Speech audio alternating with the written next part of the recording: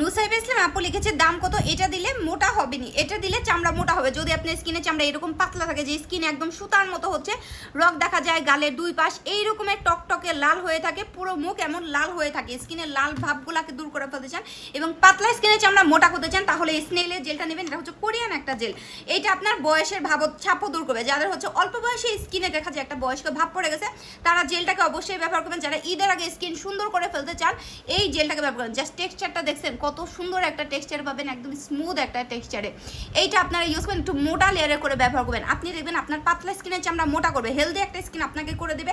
স্কিনে যাতে নীল নীল রক দেখা যায়, লাল লাল রক দেখা যায়, সুতার মতো চিকন চিকন রক দেখা যায়, স্কিন পাতলা বানিয়ে ফেলছেন হাবি জাবি প্রোডাক্ট ইউজ করে, পাকিস্তানি নাইট ক্রিম ইউজ করে স্কিন যাদের একদম ড্যামেজ করছেন, স্কিন জ্বালা পোড়া করে, কোনো কিছুই আপনি মুখের মধ্যে ব্যবহার করতে পারেন না, স্কিন একদম জ্বলতে থাকে, মানে একদম মানে কি বলবো অনেক বেশি ইরিটেশন ফিল হয়, তারা এই জেলটা নেবেন। এটা হচ্ছে আমাদের স্নেলের জেলটা, এটা খুবই ভালো।